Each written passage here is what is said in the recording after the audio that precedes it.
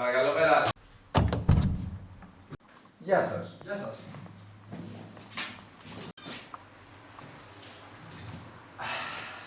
Πώς μπορώ να σου βοηθήσω? Ναι, μου είπαν να έρθω σε εσάς για να κληρονομήσω το σπίτι του φίλου μου που χάσα πρόσφατα στον πόντο. Α, ναι, σας περίμενα. Μου είχαν πει ότι θα έρθετε. Τα συλληπιτήριά μου για το φίλο σας. Ήταν καλός άνθρωπος, καλός στρατιώτης και πολύ καλός εραστής. Α, ναι. Δεν ήρθα όμως να μου μιλήσετε γι' αυτό. Τι λέτε να κάνουμε τα χαρτιά? Ναι, φυσικά. Τώρα, για να γίνετε κάτοικος της πόλης, θα πρέπει να κοιτάξουμε το βιογραφικό σας. Για να δούμε.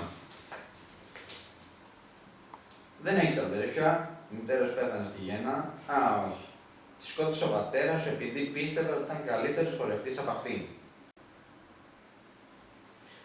Τι άλλο. Σε πέρασαν παράνομα από το Μεξικό και έπειτα ήρθες στην Ελλάδα. Ήσουν στη φυλακή για 1 χρόνο. Είσαι αλλεργικός στις μέλισσες, στις αγελάδες και στα κουτάλια. Έχεις κατηγορηθεί 3 φορές για βιασμό. Θα με θυμίζει αυτό. Και έχεις παίξει σε 2 πορνοτενίες επειδή είσαι αξιολύπητος και δεν μπορείς να βγάλεις λεφτά με άλλο τρόπο. Τι να σου πω. Α, όχι, μια στιγμή. Αυτό είναι το δικό μου βιογραφικό.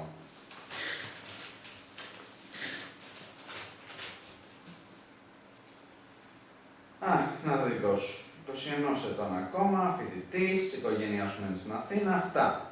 Τίποτα ξεχωριστό. Ωραία. Αν μόνο μπορείς να υπογράψεις αυτό το χαρτί, το σπίτι θα είναι δικό σου.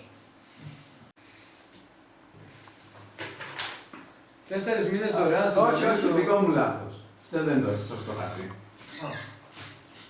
Ένα στυλό. Ορίστε.